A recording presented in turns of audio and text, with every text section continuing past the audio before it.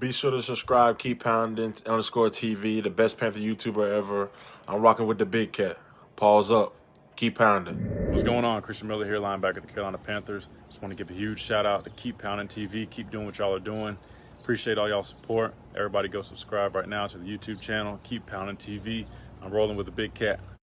Hey everybody, welcome back to Sports Outside the Box. It's episode 142, and today we're back in the NFC South to talk about these Carolina Panthers. My special guest coming on with me today, he always says, get your paws up. I'm talking about Mr. El Gato, the big cat is on with us today. We're going over this offensive line. We're going over Teddy Bridgewater, our quarterback, Matt Rule at the head coach position. We're also going over this very young defense. Come on in, stick along for the ride. This is Sports Outside the Box. Back out to Allen. His three-pointer. Tie game with 5 seconds remaining. Wade from behind takes it away. Oh, damn! It's beat. Here is the game on the line. This is what we live for right here. This is what you live for. Let's go. Turn up.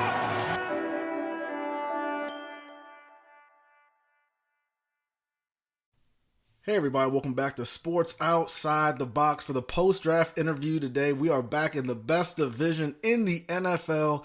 And of course, you know I'm talking about the NFC South, but unfortunately, we're doing the Carolina Panthers today. And somebody big I have on the show today, I'm excited to have him, the big cat. Get your paws up. How you doing, man? Oh, man, I'm blessed. How about you? I'm doing great. I just need this quarantine to end because my face is getting out of control. So it's getting out of control. Like when you asked me if you want to we're doing the IG live, I was like, I want to do an IG live, and that sounds interesting, but I really just can't bear it right now. My face is always out of control. Don't feel bad. But you're the big cat, so you're allowed to have that. I'm not allowed to have it. That's right. It's like the main almost.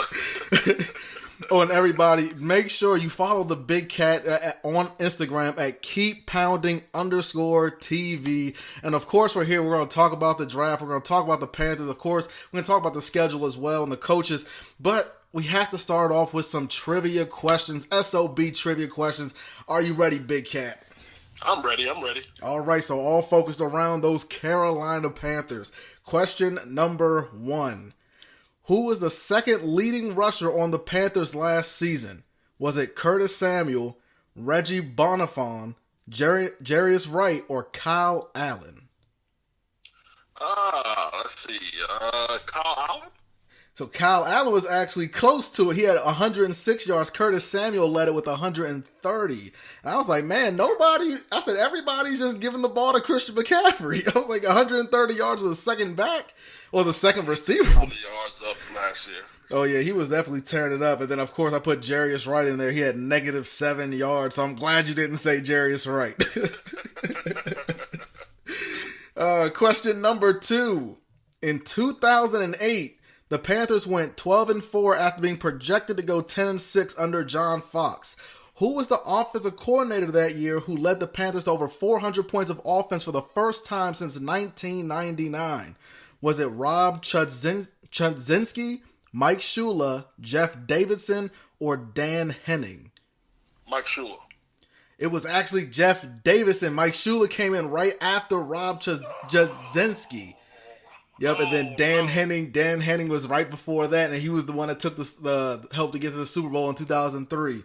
But yep, it was Jeff Davidson. I think it was 421 points that season. And I actually have a bonus question for you on this one. I can't give you no hints on it, but who was the offensive coordinator who led the team to 500 points in Panthers history? And do you know what year that happened? Was it Shula in 2015? You are correct. Clap that up. 15-1. I'm gonna say, man, I know I gotta kill one. Yeah, he's like, I can't come out here and just go completely with a 0. I can't do that. Oh, man. All right, question number 3. Curtis Samuel was a second-round pick. What player was drafted before him? Was it Christian McCaffrey, Shaq Thompson, Vernon Butler, or DJ Moore?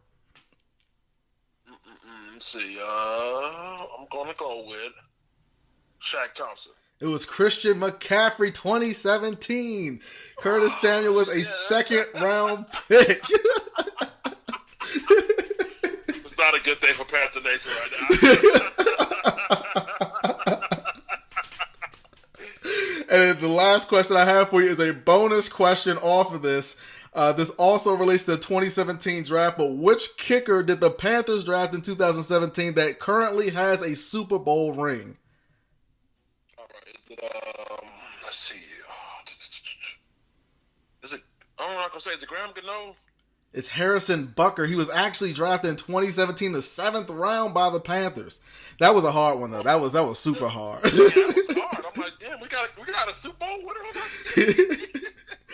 Yep, Harrison Bucker has won a Super Bowl 27. Of course, the recent year with the Kansas City Chiefs. So clap it up for Harrison Bucker. I did not know y'all drafted him. That was kind of shocking to me. Me either. All right, but that was the end of the trivia questions. But now we can go into the Panthers draft. And for all my Atlanta Falcons fans, if you haven't heard his live stream, he calls us the Atlanta Trash Cans. I just found that out today. It was very hurtful to my soul. And he was like, I have no love for the Falcons. I was like, I can't even have this guy on the podcast. But but we are here and we're about to do this. But how did you feel about the Panthers 2020 draft? I think they nailed it.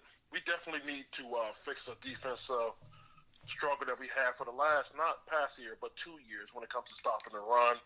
And to go all in on defense, I think was a smart move.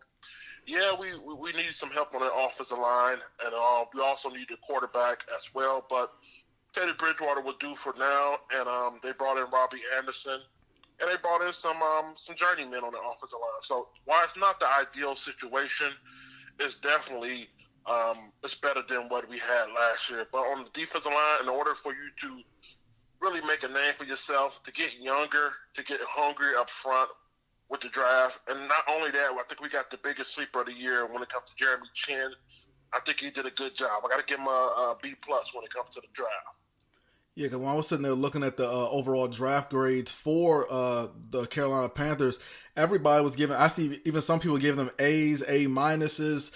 It was a pretty solid draft in my opinion, but I was kind of just a little skeptical. Of course, like you just said, not the ideal, offensive position you want to be in for that matter. Of course, you're getting new coach in Matt Rule, and you're sitting there like, okay, Teddy Bridgewater's our guy right now. We saw him play very well last year with the Saints. We know what he did with the Minnesota Vikings, but it's kind of like I was sitting there like, Teddy Bridgewater is the quarterback. It's not too bad, but then it was like they drafted no wide receiver. They lose They lose Greg Olsen to the Seattle Seahawks, and then of course they bring in Robbie Anderson. But of course, there's questions around Curtis Samuel, and then we know DJ Moore's a good guy to have, but it was like DJ Moore, Robbie Anderson is at the 1 and 2, and then you're gonna put Curtis in the third in the slot. But of course, we also heard that during the draft they were trying to shop Curtis Samuel. So it was like, how high are the Panthers even on Curtis Samuel? So not the ideal position of being, but I feel like Matt Rule and the GM are pretty much on the defense wins championships. And I love the fact that Matt Rule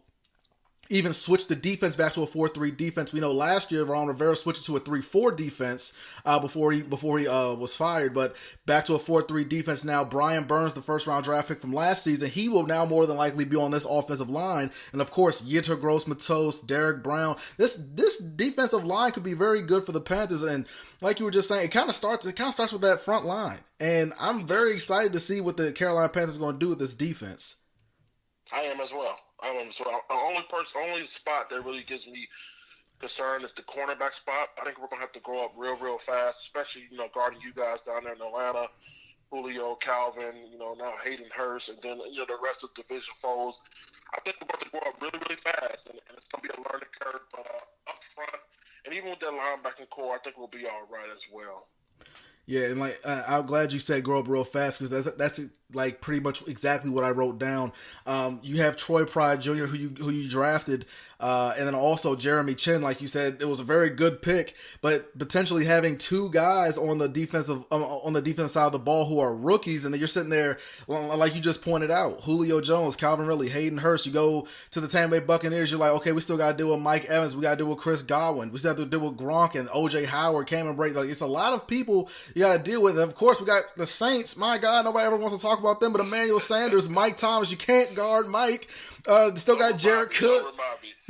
Jared Cook, they drafted. They pissed me off. Go up in the draft. They draft Adam Trautman. I think out of Dayton. That upset me. I was like, the Saints can't lose. They had 4 picks and they can't lose the draft. But yeah, like you just said, they have to grow up really quick, and it's going to be very interesting to see what Carolina is going to do with the defensive backs, and hopefully this line is able to get up to the quarterback to try to shake them off and help out these DBs a little bit.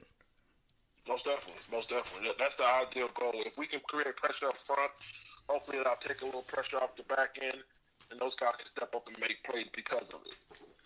So a big question. We already touched on Teddy Bridgewater a little bit. Not the ideal position, or not the ideal quarterback, I guess Panthers fans would want. And we saw the emergence of Kyle Allen last season, but then we saw him it's like he took a huge step back after you guys beat the Tennessee Titans, went to play the Packers, and got to that the 1 yard line or 2 yard line, just couldn't punch it in. It seemed like he took a big step back after that game. But how do fans feel about bringing in Teddy Bridgewater and he potentially being the starting quarterback? Well, a lot of fans are mixed. I mean, you got people who are ready to turn the page from Cam Newton for whatever reason, whether it be him not being able to produce, whether it be him not being healthy, whatever reason. Some fans are willing to move on from him, and then there's other fans that are diehard loyal to Cam. And I get it; he's a legend. He's done a lot for the city. I mean, not only that, he's just a good guy in general when it comes to philanthropy work.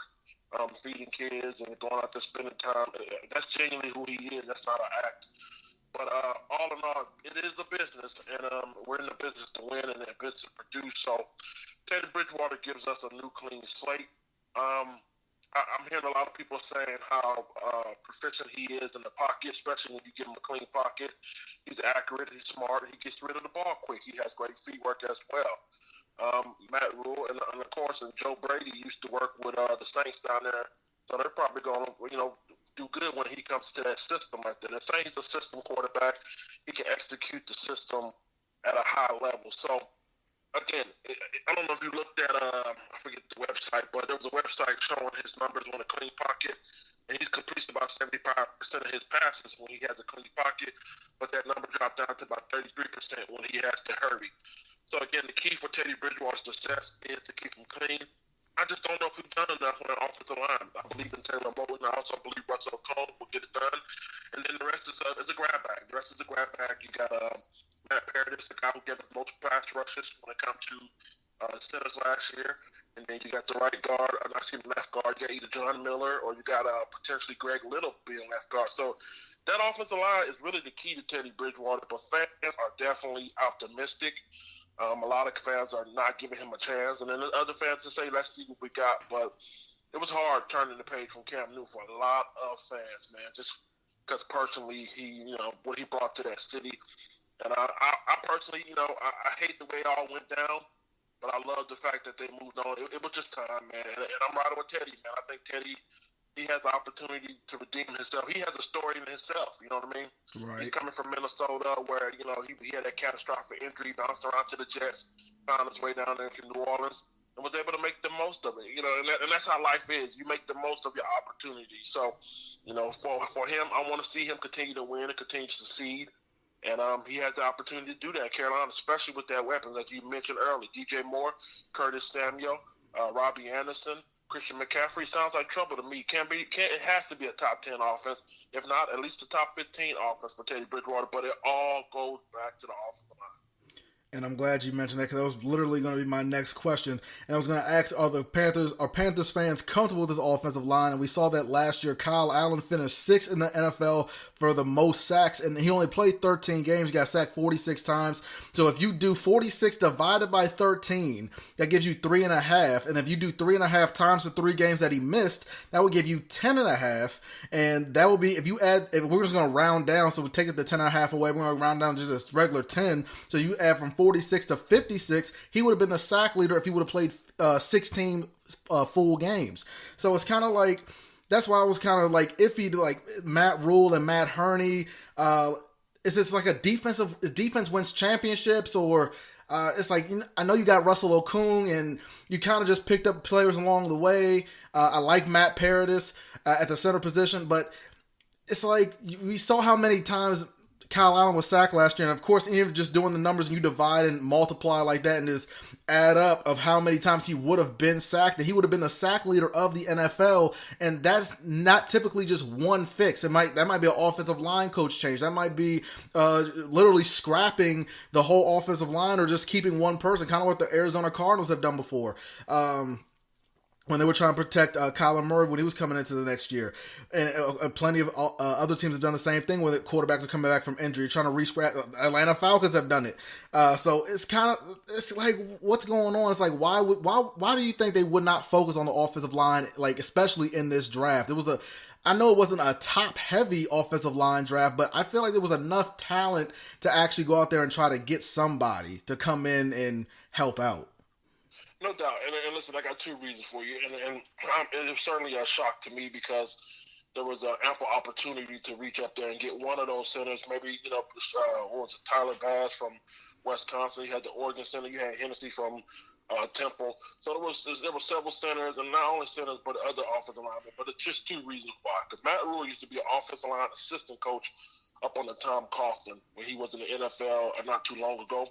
And also they brought in Pat Meyer, if I'm not mistaken, offensive line coach from the San Diego Chargers, LA Chargers, excuse me. And Pat Meyer also coached Russell Okung. He also coached Michael Schofield as well. So, again, these are 2 guys that came over from last year that had chemistry. And then Matt Paradis, all 3 of them played together with the Denver Broncos when that year they won the Super Bowl. So he's banking on whatever Pat Meyer did, because when Pat Meyer was he was Russell Okung offensive line coach when he was the last Pro Bowl in 2017, if I'm not mistaken. So all these guys got chemistry with the coach. And also Matt Rule is the offensive line assistant coach in his previous year. So I guess they're trying to put together a remedy where they feel like they can, get some journeyman veteran that they can put together a scheme, and they believe in it, you know what I mean? But, Matt Rule all offseason has preached, I want to get younger, I want to get more athletic. He did that. He did that across the board, except the offensive line. So I don't know if it was they ran out of money trying to sign free agents like, Tahir Whitehead, Robbie Anderson, or I don't know if that's, it's kind of like this COVID thing where, you got phase 1, phase 2. Maybe phase 1 was to address the defense. So this year we'll ride with some journeymen. And then phase 2 next year is to address that offensive line. So, but again, I honestly believe that whatever him and Pat Meyer got going on, I think they feel like they can figure out how to bring the best out of these veterans, and we're going to see. We're going to see. And a lot of these guys got chemistry, especially our left tackle, our center, and our right guard. So hopefully they can rejig that chemistry. Yeah, most definitely. And of course, we even saw last year, some websites are really good, like Pro Football Focus. They're good at some things. I wouldn't say they're good at everything that they put out, but I wouldn't say everything, but when they grade offensive linemen, it's pretty always a solid bet. And they had the Miami Dolphins last year, of course, being the worst offensive line in the NFL, and they came to pass. They were the worst offensive line in the NFL, even when they made some slight changes with Brian Flores. It's still to come, but I can't wait to see what they're going to say about the Carolina Panthers offensive line. That's going to be very interesting. But do you feel as if with really no changes to the offensive line, or not really no changes, but not the changes that the fans wanted, do you think that they should be utilizing or keeping the same amount of production with Christian McCaffrey this season? Or do you think they should back off him a little bit and give, what is his name? I can't, Buffafon? I think this is his name? Yeah, Bonifon. Do you think he should get some more opportunity and maybe not run down Christian McCaffrey so much? Listen, let me lay it out to you like this. Christian McCaffrey is the greatest running back of all time, and we're not going to debate that. That's just fact. Oh, Lord. Oh, God. But I'll tell you this right here. You cannot continue to produce at that level and think you're going to stay healthy and think you're just going to be able to, just be able to succeed. I mean, it's impossible. I get it. I think he did it, more so. A lot of people put a lot of doubt in Christian McCaffrey. I don't know if it's because he's white. I don't know if it's because, he was small. I don't know what it was. But even though Christian McCaffrey for the last 2 seasons prior to that one has produced, it was almost like people still didn't believe it. So last year had to happen for the simple fact to show people that it can be done. So with that being said, we have too many weapons now. I mean, you proved the point. You can produce. Now it's time to find balance. I don't want to see a check down show. I don't want to see a one-man show. And let's be honest. Can I be honest with you? A lot of time with Cam Newton. How many games you seen a one-man show where it was about Cam Newton? Goodness A gracious. lot of times, exactly. If we were able to find ways for involvement, then we probably could have won a lot more games. But that's in the past. But when it comes to Christian this year, you got 4 potential All-Pro receivers. You got Robbie Anderson, Curtis Samuel. You got DJ Moore. I mean, listen. I mean, it's the sky's the limit with this team. And then also now you have Christian back there who can be another receiver as well. So with that being said, why, try to keep him at that level? I think there's going to be a slight drop-off when it comes to touch rate. You know what I mean? I don't know if he's going to get the same amount of touches when it comes to rushing and receiving. But best believe the productivity level will not dip. So, yeah, he may not get the amount of touches, but the productivity level still would be high. He's the kind of guy that can do more with less, if that makes sense. You know what I mean? Mm-hmm. He doesn't have to have 100 touches for him to still, break out. So he's that kind of guy, and it's going to have to happen. We're going to have balance. I want teams, when you play Carolina, I don't want you to say, okay, 22, that's all they got. Yeah. Yeah. I want you to look up and say, damn, I got to guard DJ. I can't leave him one-on-one. I can't leave Robbie Anderson one-on-one. You know what I mean? And that's what we're going to need. So, yeah, I think he can get it done, and make no doubt about it. The offense starts with him, okay? Christian is that electric of a player that it has to go through him, but it doesn't have to always be about him. But it definitely has to be, like, the main part of it, if that makes sense. Oh, yeah, it definitely makes sense. Like, we see, I won't say he's the best running back of all time, but he's certainly the best running back in the NFL right now. And, of course, as some people, if you're biased, it's going to be hard to say, Saquon Barkley would be the best running back if he had an offensive line. Oh, it's clearly Zeke.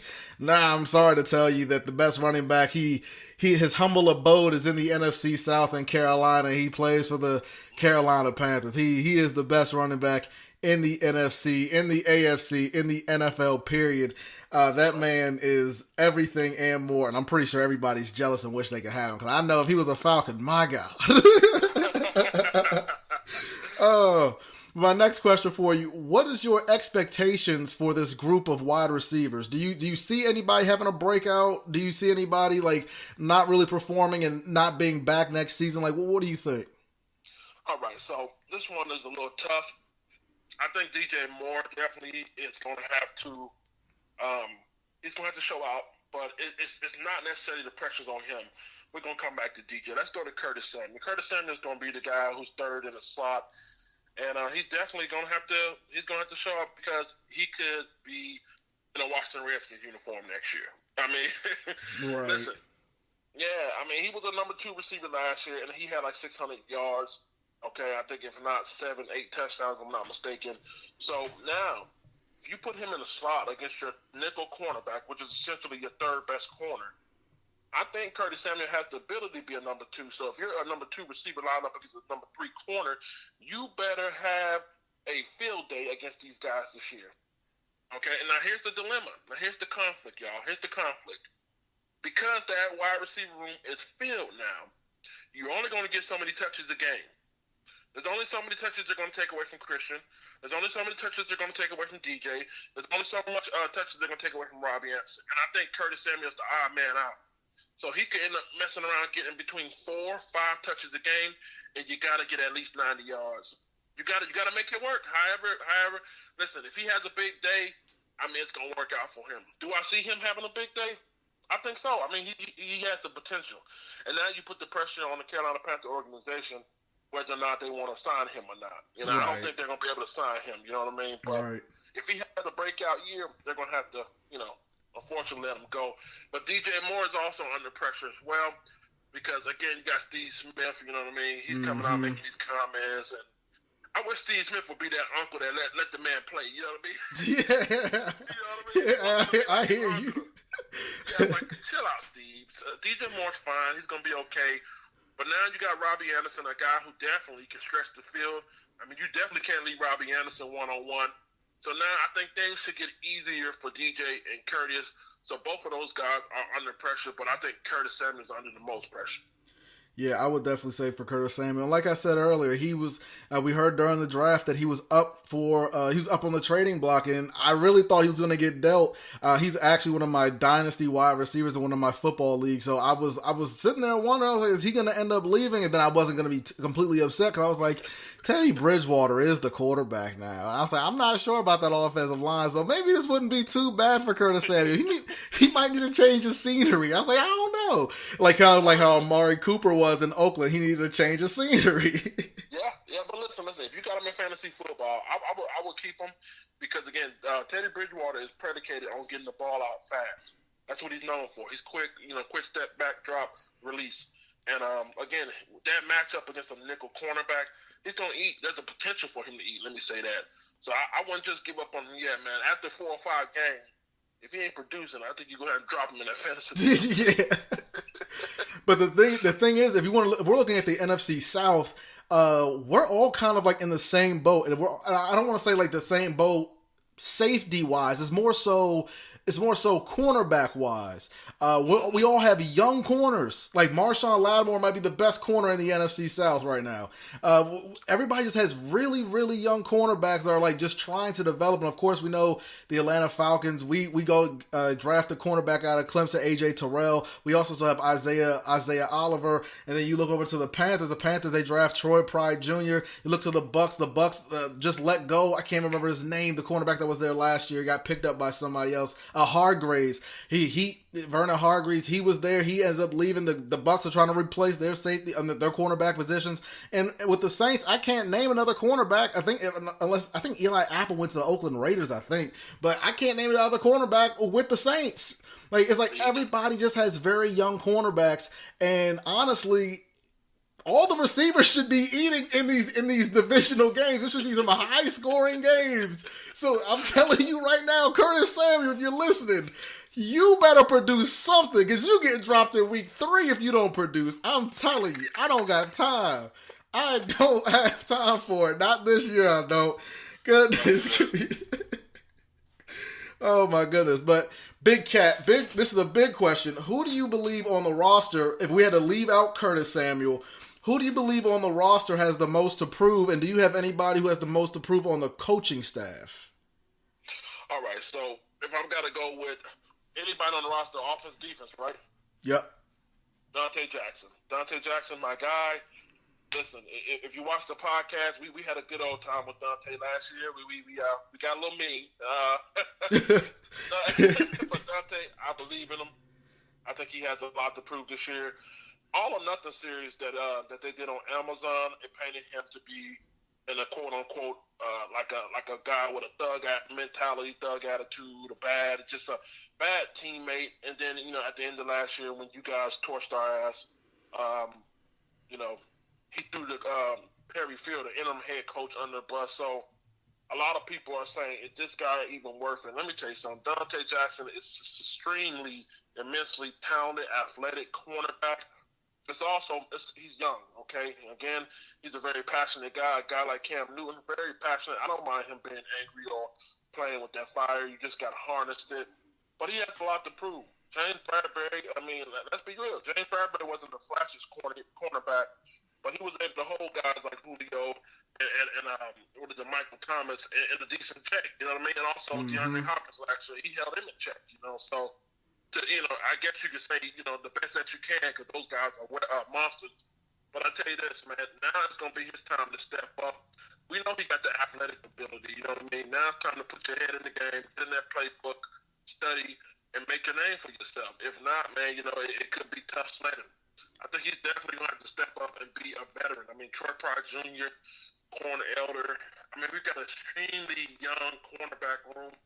And unfortunately, man, I think it's his third year in. Now it's time to see what you got, man. You may be matched up against these guys, but I find it hard for them to do that.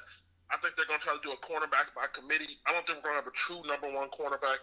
I think we're going to see a lot of different cornerbacks lined up against number one receivers based off of how they match up. You know what I mean? Because I don't know if Dante's quite ready, but he has to step up. And also, when it comes to coaching staff, who has the most to prove? Well, that's easy. Matt Rule. A lot of guys, and well, I don't want to cuss on the show, but I don't like Sean Payton. He had something to say. I don't know if that was him or Dan Quinn. They had something to say about Matt Rule getting $70 million. But long story short, you got to prove that you're worth it. I mean, let's be real. You're a guy with no NFL experience as a head coach. And you're getting that kind of money. A lot of other coaches that have been around for a while, they took offense to that.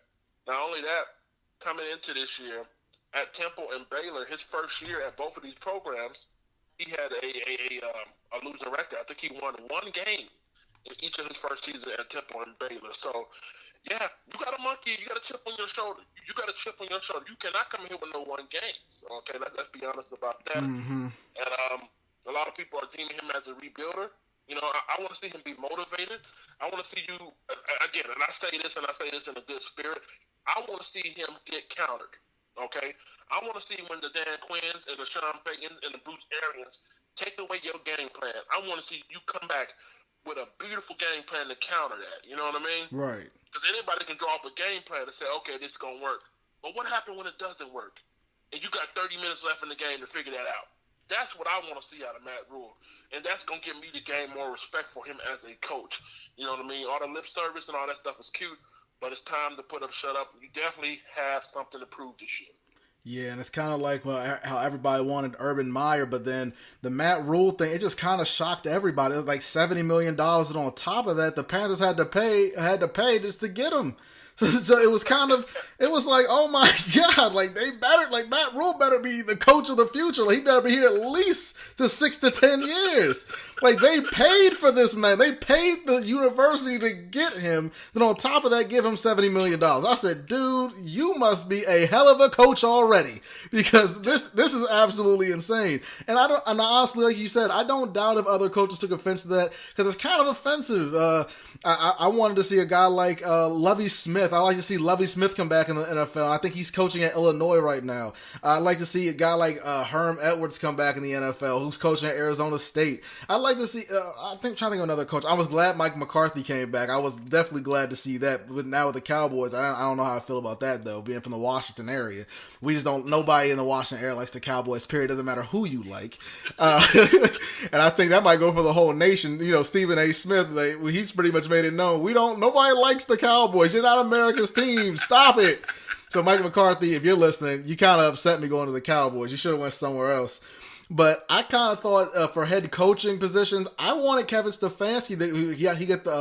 He got the job over there with the Cleveland Browns, but I kind of wanted him to be the coach for you guys. And the reason why, that's my guy. That's my guy. That's the guy who I wanted as well. Yeah, man. He runs a balanced system with Minnesota last year that had those guys killing you with tight ends. He was murdering folks with tight ends. I know. Adam Thielen, Stephon Diggs were just compliments to his offense because he was so balanced, man. Goodness. And the way he would run the ball, like he would literally run the ball with the same play and turn around in the same formation that he just ran and run a different play that would go 90 yards. Balance. Beautiful, man. Yeah, then the fact we saw that, like, Kevin Stefanski, like pretty much what you were just saying, but then, of course, he had, the backs like Dalvin Cook, Alexander Madison. I was like, if he goes to the Carolina Panthers, it's like he's in the same exact situation. And then on top of that, I feel like he more so would have known how to work around Teddy Bridgewater than Matt Rule. So that's kind of why I wanted to see him go to Carolina. And then I'm like, okay, Dalvin Cook, Christian McCaffrey. Christian McCaffrey's the better back, but they're so similar. Dalvin Cook could one day maybe, I don't know, be as good as Christian McCaffrey, but the fact that he's even better, I know no, but I don't know.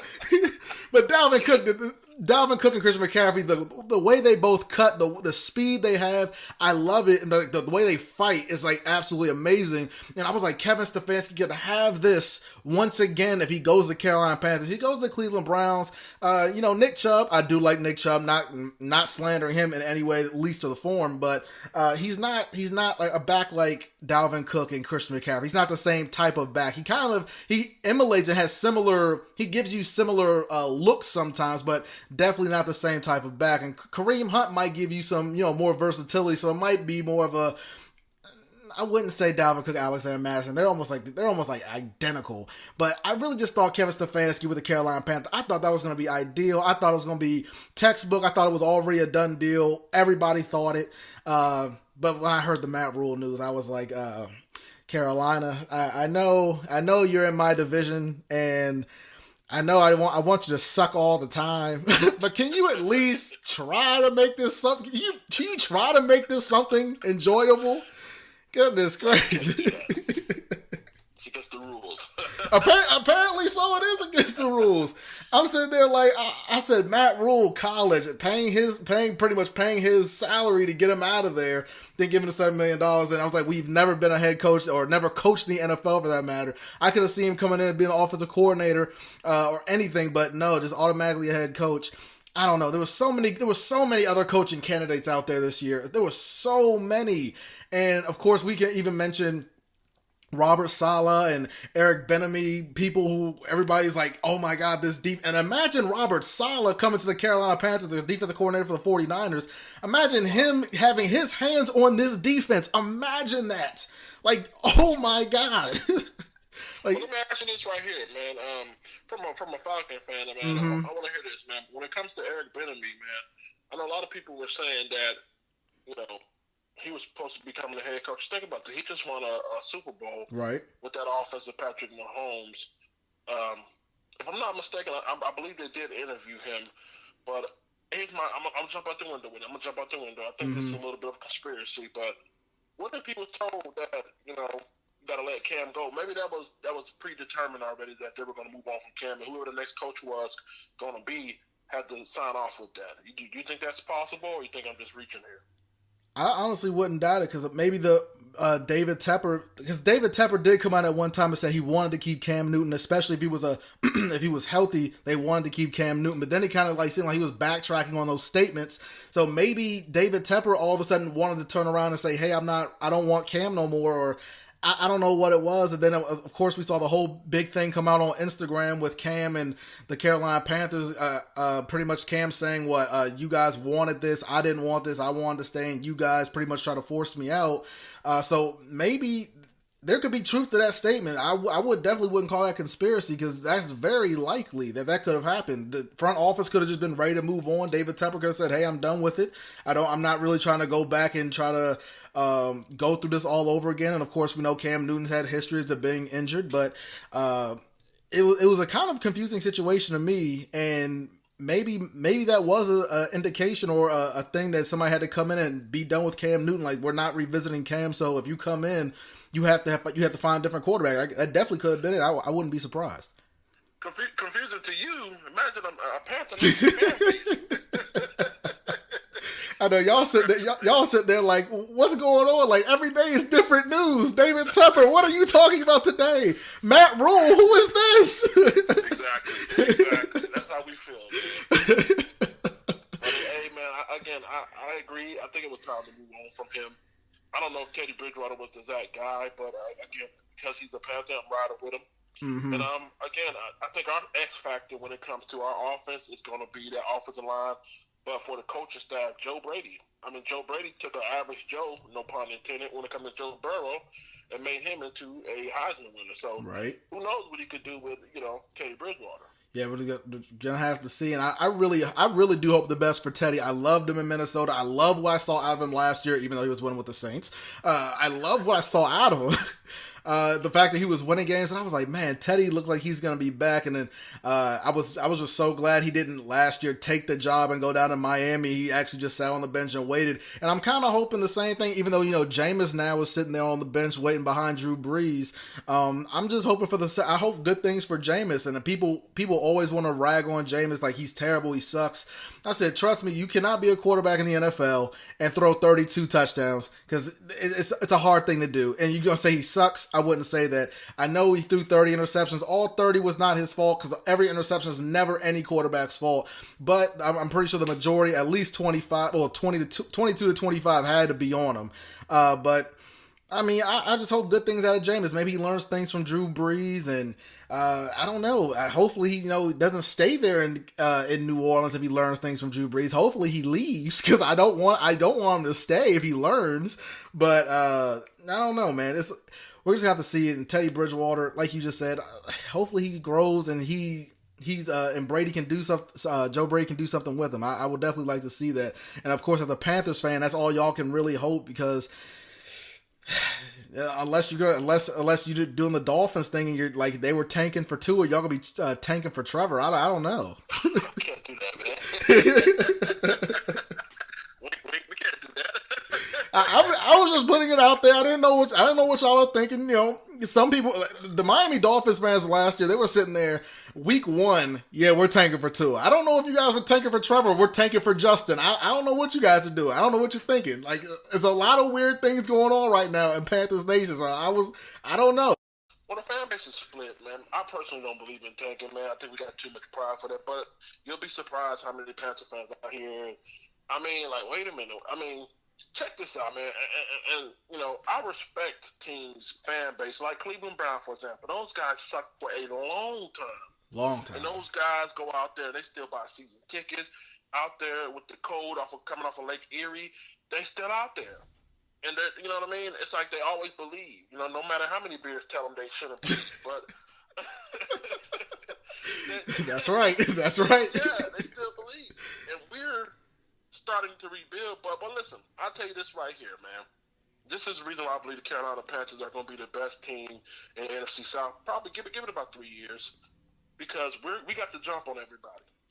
We just switched out our whole defensive line and our whole defensive piece. And now we got Christian McCaffrey. We got some receivers that are now about to come into their prime within the next year or so. So now a lot of you guys still have older core. I mean, Julio's getting older. You got a Matt's old as hell. I mean, look at New Orleans, Drew Brees, Michael Thomas is getting up there. I mean, and look at Tampa. They're messing around. They're trying to experiment with Tom Brady, and some of their pieces are older. We got you guys. We got you in about 3 years. Yeah. We're going to butt kick for a while, but. And I think I saw IG Live. I think you were talking to a Saints fan, and you said that 3 years. He's like, he was like 3 years. He's like, yeah, man, give us 3 years. Yeah. I honestly believe that. I do honestly believe that. So it's simply put like this: we're gonna cry a little bit now. Yeah, we're gonna cry. I got Kleenexes every game. Oh, but Lord. we're gonna laugh later. I definitely hear you on that. So if you had to rank the NFC South this year from 1 to 4, the teams in the NFC South 1 to 4, how would you rank it? God, you're gonna put us on the spot. Okay, you're gonna put me on the spot. You gotta do this to me. All right. Number 1, I gotta put the Saints. I still think the Saints are gonna win the division. Me too. I think they're a more balanced team out of everybody in there. Mm-hmm. Tampa Bay, number 2, obviously, Tom Brady, you give him weapons like Gronk and Mike Evans, Chris Godwin, yada, yada, yada, the rest of those clowns. And between you and us, man, let's see, man, this is tough, man. Do I really want to say this on the air? Da da da da da da. I know, right? Let me see. Hold on, I know. I think we're gonna be last. I think you guys come in 3rd in the division, man. We're young, and not only see what makes this thing extremely complicated. We kept some of our veteran players like Mario Addison, Bruce Irvin, and then we mix in. I see it scares me so bad. You understand me, man? I feel like if they could have did a rebuild, keep young and old together. We didn't keep young and old together. We got young. With old ass off of the line. You see what I'm saying? So because of that, that's the reason why I say I think we're going to be competitive. And listen, we're not laying down, taking no butt whoopings. I think we're going to leave some marks on people. But right now, I think 7-9 is probably the best we can do. 8-8, maybe 6-10, or 5-11, somewhere in those ball ranges. But right now, I got you guys coming in third.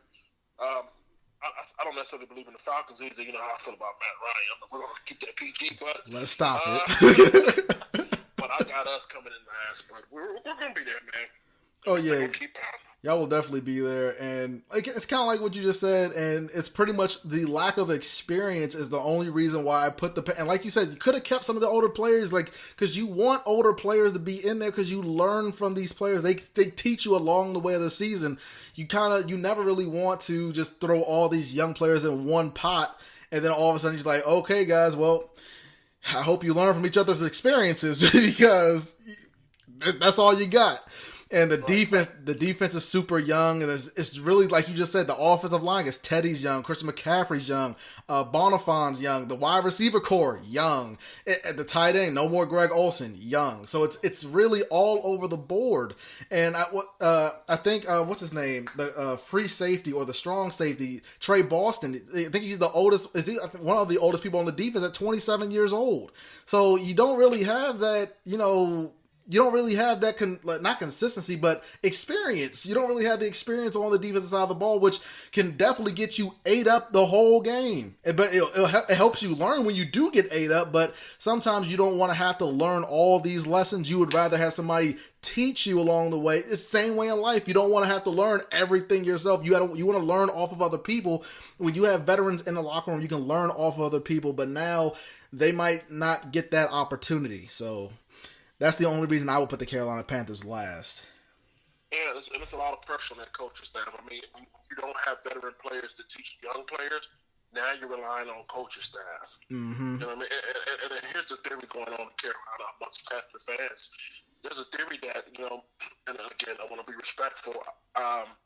Maybe Matt Rule couldn't handle a veteran locker room. Maybe a strong veteran presence will override. Sometimes players listen to other players versus their coaches. Mm-hmm. Maybe he couldn't handle that, and maybe that's the reason why he had to go young. Well, now they have no choice but to look up to you because there's nobody on the field with a veteran presence like this. So maybe that's the way he wanted it, and will it backfire? I don't know. I just don't know, but I hope it doesn't, man. But it's definitely a long shot so far, to be honest. Honestly, I did not even think about it in that perspective that you just put it in.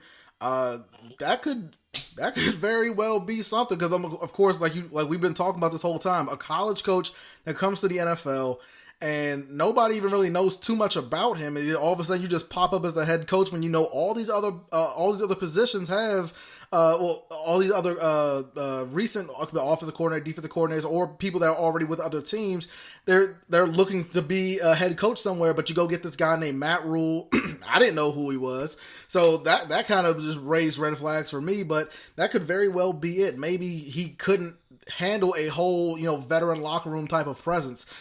So that definitely could be it. I think the last question I have this is actually the last question I have for you. If you could pick one division to watch outside of the NFC South, which division would it be and why? Let's see, man. I would say, I would say the AFC West, but I really want to just watch the Chiefs versus any of those teams out there. So I'm not in love with the whole division, but if I have to say the whole division, AFC North. I think AFC North could be very interesting this year. You got Lamar Jackson. You want to see how he rebound. Will he have a sophomore slump? Again, you got Kevin Stefanski going up to the Cleveland. Can they turn around Baker Mayfield and actually make those guys a legit contender with Odell Beckham, Nick Chubb, and those guys? And then Pittsburgh Steelers, how will Ben Roethlisberger bounce back? And let's not forget the dreaded Cincinnati Bengals. No, that's not who they. But anyway, Joe Burrow. Tell them they stole it. You can tell them they stole it. I would like to see how that's going. That might make for some entertaining football this year, man. If we have a season, I think that division could definitely have some fireworks coming out of it. Oh yeah, and I had to ask the question because literally everybody who I've had on the podcast, everybody has said out of the NFC South that the AFC North is the division that they would watch. Because at first you said AFC West, I was like, okay, well that's the only person. And then you said AFC North. I was like, every team I've had on now from the NFC South has said the AFC North will be the division to watch if they did not watch the NFC South. And of course, like you already just alluded to, Lamar Jackson, my goodness, can he do it again? Remember 2 perfect passer rating games last year, and he's been out on the field already throwing, practicing this year. Can he be even better with his passing? And of course, with that offense, and they just got J.K. Dobbins, and that just makes it more incredible because they still have Gus Edwards. They still have, what's his name, Justice Hill. They still have, they have like 4 running back, Mark Ingram. They have 4 running backs back there, and of course, Lamar Jackson, the running back in himself. The Pittsburgh Steelers, they act like they're trying to do what the Baltimore Ravens are doing. They got Benny Snell. They go out and draft Anthony McFarland. They have James Conner. They got Jalen Samuels. They have a whole running back by committee as well. Cleveland Browns. Can Baker Mayfield actually produce with now this high profile? It's super high profile now. It's not like last year was a high profile. This is a super high profile offense. And the reason why Demetrius Harris is now gone to Chicago, and you input my man Austin Hooper. So it's like, oh my goodness, this offense has gotten even better. And of course, they have another year to gel along with each other. And Kevin Stefanski's there, like we've already been talking about. The Cincinnati Bengals, Joe Burrow, T. Higgins, A.J. Green, Tyler Boyd, John Ross, Auden Tate, Joe Mixon in the backfield. This offense could be absolutely amazing as well. But we're going to have to see what Zach Taylor, the head coach, can do with this offense. So yeah, the AFC North would definitely be my choice as well. Oh yeah, no doubt. But Big Katt, man, I definitely appreciate you coming on the podcast. This was super fun. I'm going to have to get you back on, especially when the Falcons waxed that ass. You know what I'm saying? It's been a pleasure, man. It's been a pleasure. Most definitely, man. Everybody, thank you for joining me on another episode of Sports Outside the Box. Please do not forget to go follow my man, the Big Katt. Don't forget. You got to get your paws up. You can follow him on Instagram, keep_pounding_TV. You can find him on Twitter. YouTube. Don't forget about the YouTube. Oh, yeah, you got to go on the YouTube as well. Keep pounding_TV. The Twitter, YouTube, Instagram. Just find him. You can type it on Google. I'm sure you'll find it. But everybody, again, thank you for joining me on another episode of Sports Outside the Box. I will see you next time. Have a good night, everybody. And let's make sure we're keeping on that Mamba mentality. My crew just